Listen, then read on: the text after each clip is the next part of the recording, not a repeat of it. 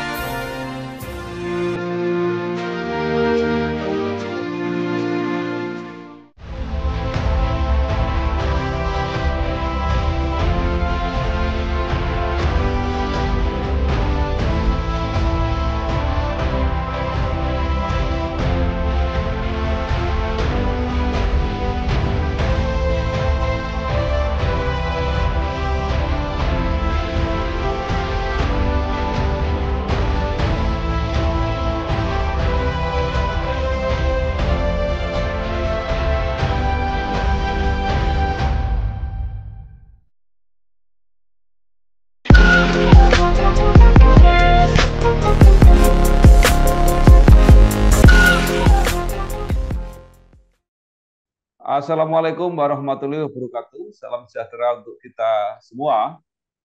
Bersama saya Bambang Sadiono di kanal Inspirasi untuk Bangsa. Mudah-mudahan kanal ini selalu bisa memberi inspirasi, motivasi, dan edukasi. Kami sedang mempersiapkan beberapa video wawancara untuk ikut memantau pilkada serentak di seluruh Indonesia, termasuk pemilihan gubernur dan wakil gubernur di Provinsi Papua Barat Daya periode 2024-2029.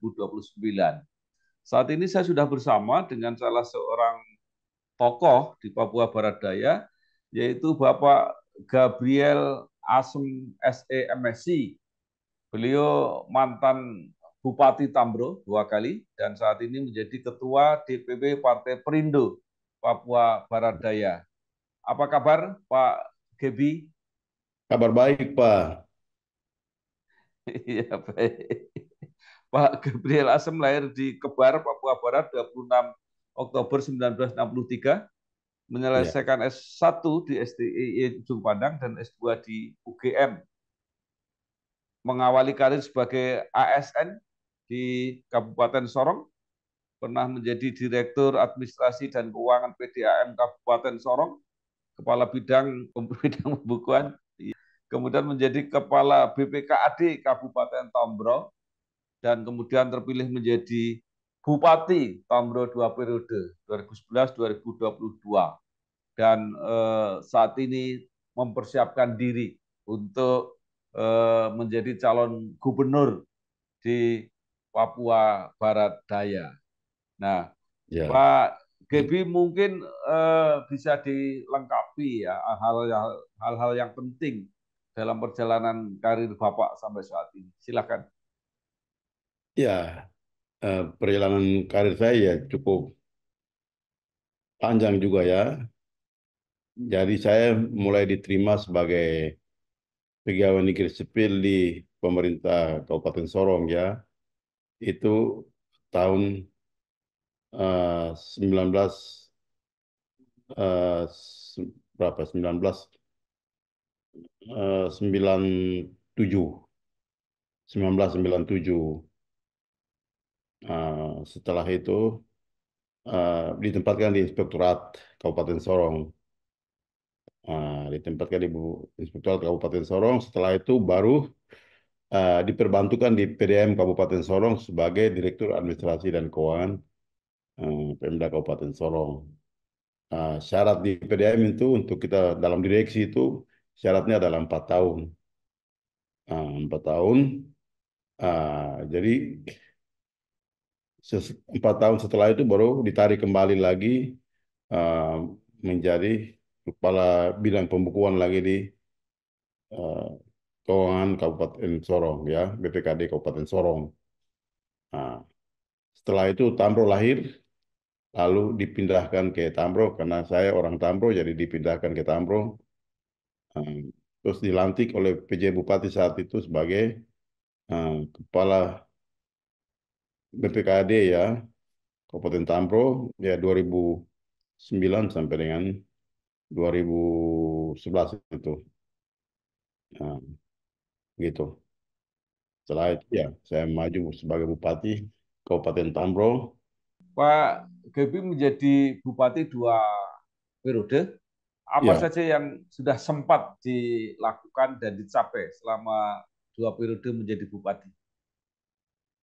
ini menarik di sini bahwa di Tamro itu kan merupakan sebuah kabupaten pemekaran ya.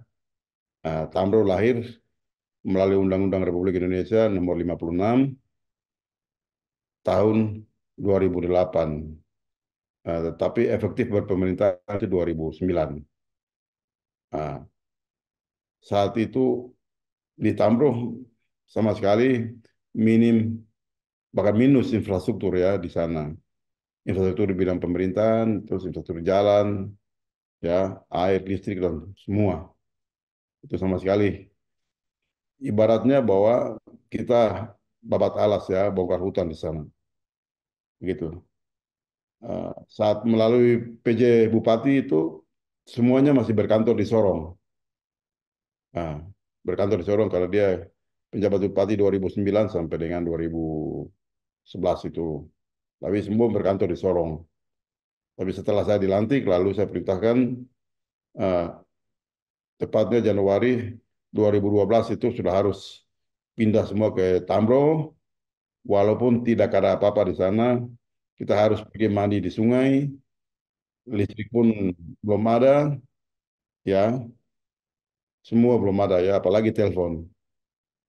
Jadi saya perintahkan seluruh pegawai kita harus eh, bekerja di Tamro supaya kita bisa lihat cara langsung apa yang kurang dan segera kita bisa benahi, kita boleh siapkan, kita bangun ya, begitu.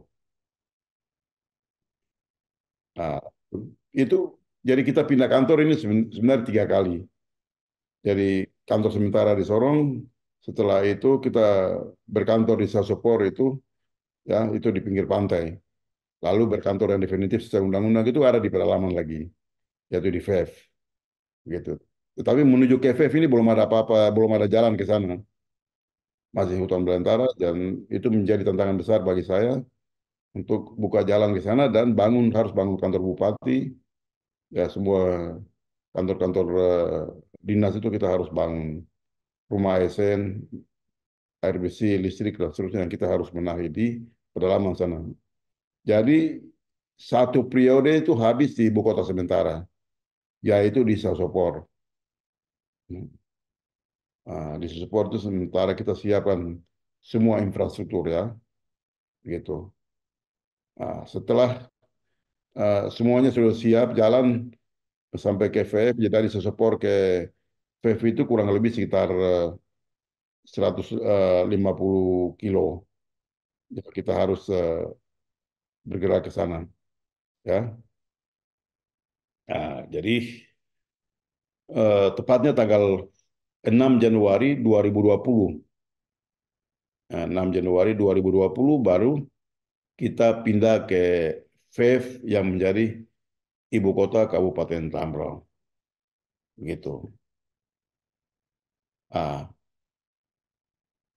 lalu tadi itu Tambrauw ini kan lahir melalui Undang-Undang Nomor 56 tahun 2008. Tetapi ada gugatan masyarakat adat di Mahkamah Konstitusi bahwa cakupan wilayah itu hanya daerah bawahan Kabupaten Solong, tapi ada masyarakat menghendaki agar supaya sebagian daerah bawahan dari Manokwari itu juga masuk di Tambrauw. Maka gugatan mereka di MK. Maka MK memenangkan gugatan masyarakat adat melalui putusan MK nomor 127 PU garing Romawi 9 garing 2009 itu. Masyarakat adat menang, jadi kita harus gabungkan beberapa wilayah yang merupakan daerah bawahan dari Manokwari. Itu 4 distrik. Empat distrik besar kita gabungkan ke Tambro gitu. Nah, jadi luas wilayah Tambro itu secara keseluruhan setelah ada penggabungan wilayah, maka luas wilayahnya adalah 11.529 eh, 128 kilometer persegi. Cakupan wilayah yang lalu distrik yang sebelumnya 12 distrik ini bertambah karena kita mulai mekarkan distrik lagi jadi menjadi 29 distrik dan 216 kampung.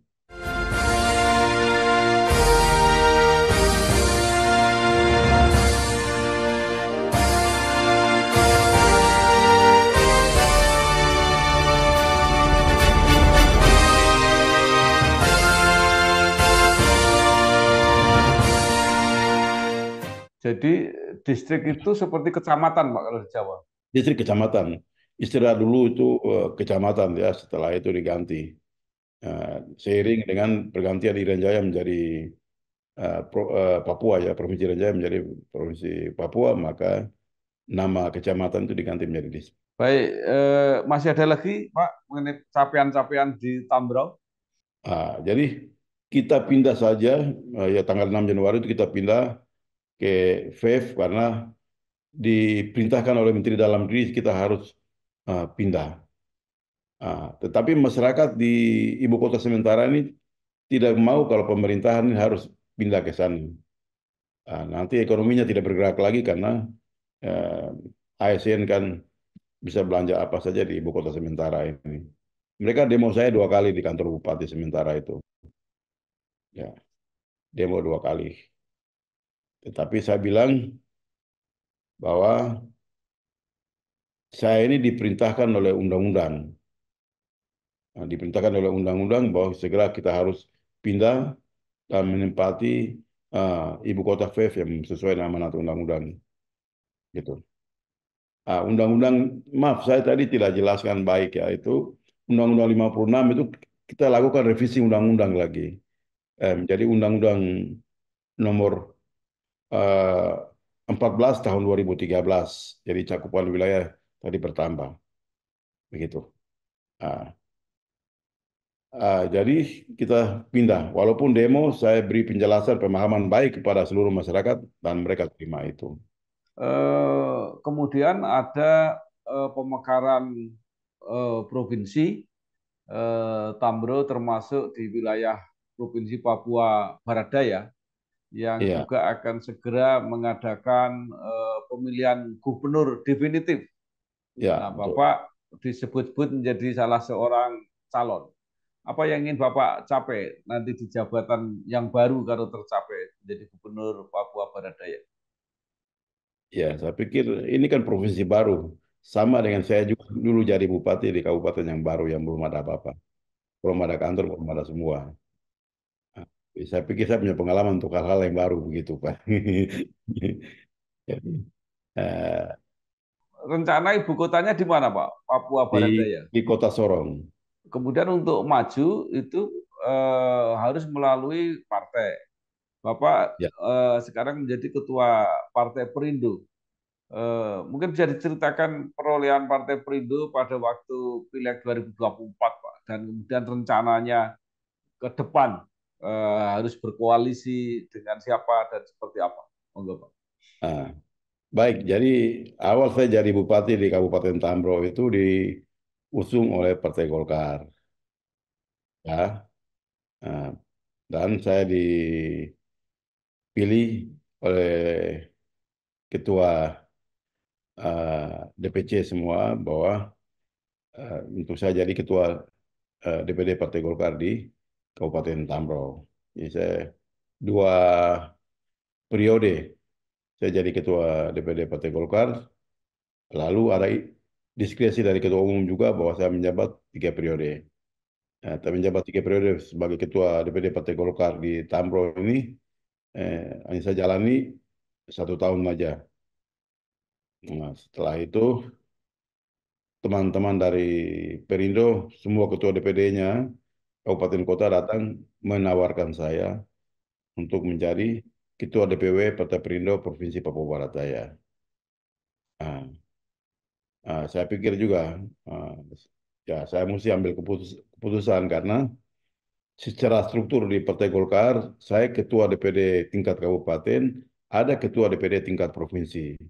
Jadi secara struktur saya tidak bisa harus eh, apa berharapan tuh melawan ketua DPD tingkat provinsi karena levelnya saya di bawah. Akhirnya saya ambil keputusan, saya buat surat pengunduran diri, lalu saya pindah eh, ke Perindo.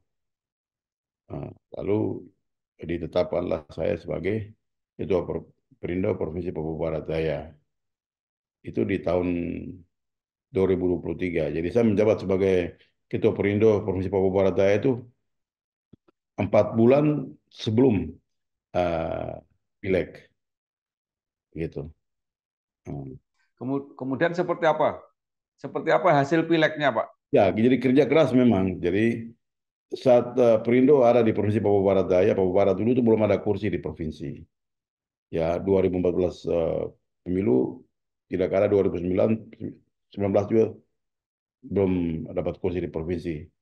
Saya masuk jadi ketua Perindo Provinsi Papua Barat Daya.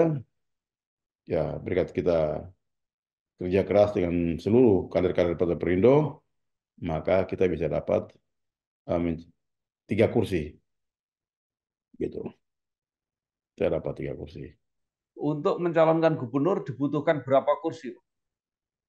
Ini kan total kursi ya yang di DPR, DPRD Provinsi Papua Barat Daya itu 35. Jadi 20% dari 35 itu berarti 7 kursi.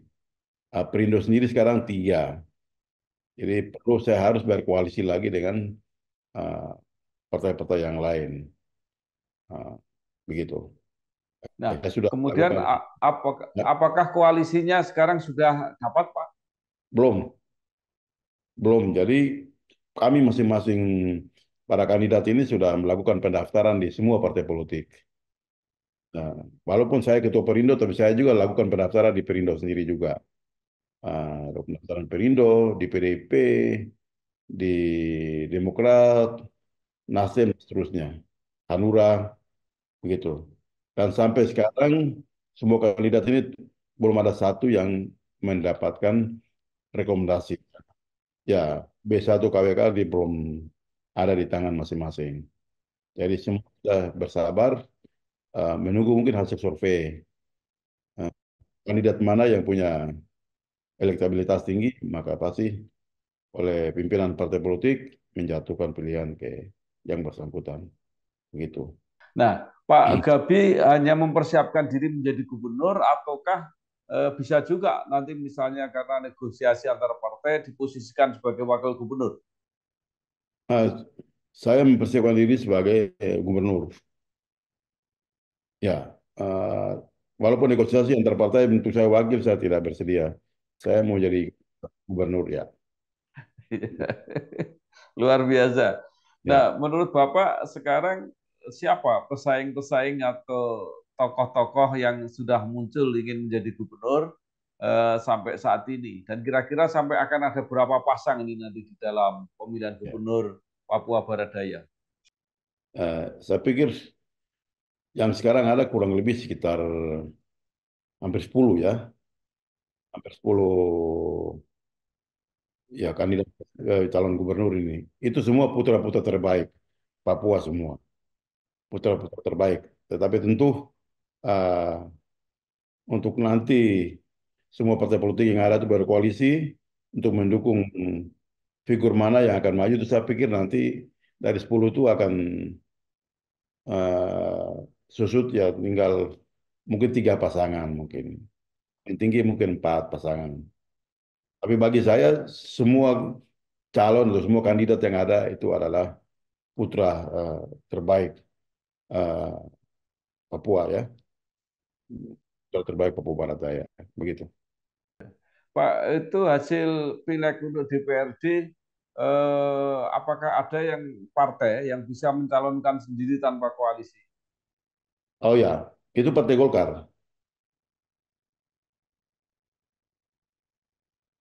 Ah. Partai Golkar mendapat 8 kursi, ya, mendapat 8 kursi. Partai PDIP 5 kursi, Demokrat 5 kursi, Nasdem 4 kursi,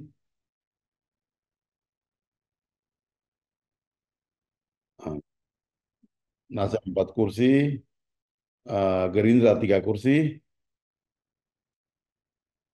Hanura 3 kursi, Perindo 3 kursi. Perindo 3 kursi, lalu satu-satu kursi itu PSI 1 kursi, PKS 1 kursi, eh, PKB 1 kursi, PAN 1 kursi. Gitu.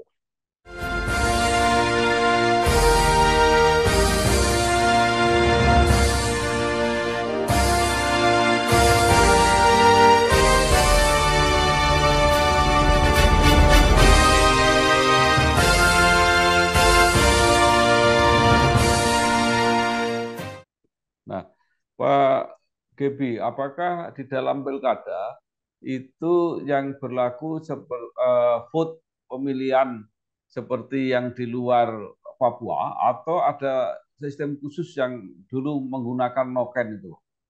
Eh, kita disetarakan dengan di luar Papua, begitu.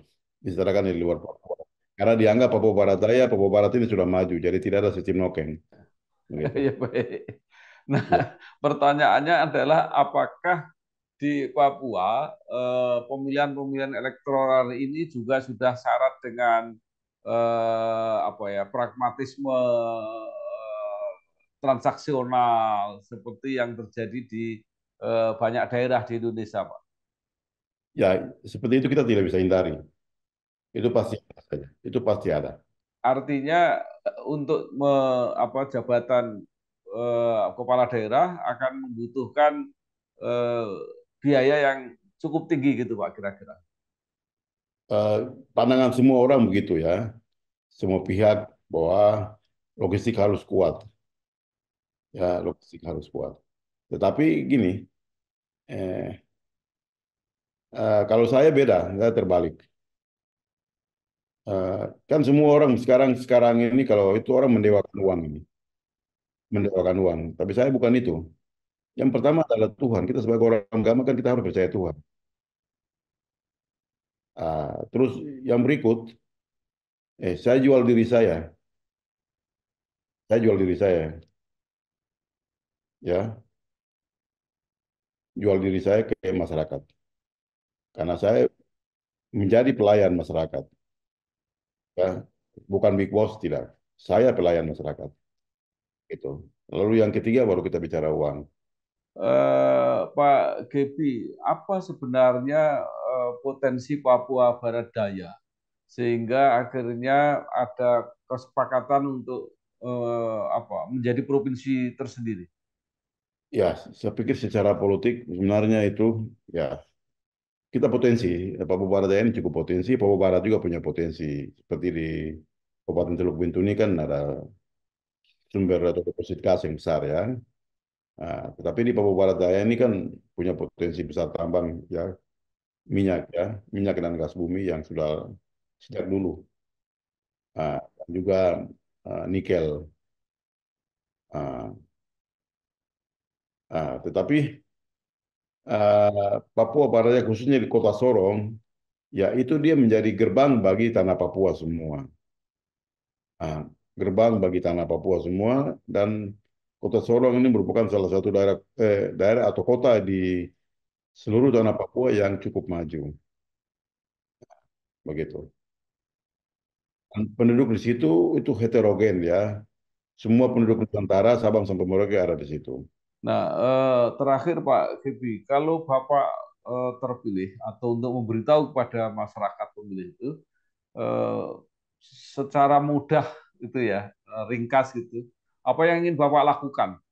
Saya pikir intinya adalah kesejahteraan. Kesejahteraan itu ya ada 3 indikator utama ya, yang itu masyarakat harus sehat, ya. Masyarakat harus sehat, masyarakat harus cerdas, ya. Lalu masyarakat harus dari sisi ekonomi, istilahnya kantungnya harus tebal, begitu. Nah, kantung tebal dan memperoleh kesempatan kerja, begitu. Itu yang paling inti. Ada hal lain yang ingin Bapak sampaikan kepada masyarakat Papua Barat Daya? Ya, saya pikir ya nanti pas tiba saat hari pemilihan ya itu gunakan hak politiknya secara tepat pada figur yang tepat. Karena Anda salah menggunakan hak politik secara tepat, maka Anda akan korban pembangunan untuk 5 tahun ke depan.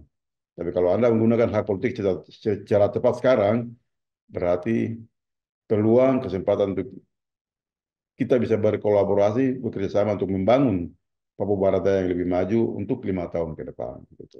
Terima kasih sekali Bapak Gabriel Lasem, SEMSI, Ketua DPW Partai Perindo Papua Barat Daya dan mantan Bupati Tambro 2 periode yang sekarang Ya, mempersiapkan diri untuk menjadi calon gubernur Papua Barat Daya. Hanya calon gubernur, bukan ya, wakil gubernur. Pak Wakil. Mudah-mudahan lancar perjuangannya, sukses, dan Ya, kalau berhasil benar-benar bermanfaat untuk sebesar-besarnya masyarakat Papua Barat Daya. Selamat berjuang, Pak. Terima kasih. terima kasih. Selamat siang. Ya, ya. Terima kasih. Wassalamualaikum warahmatullahi wabarakatuh. Waalaikumsalam Sukses, Pak. warahmatullahi wabarakatuh. Amin. Amin. Oke.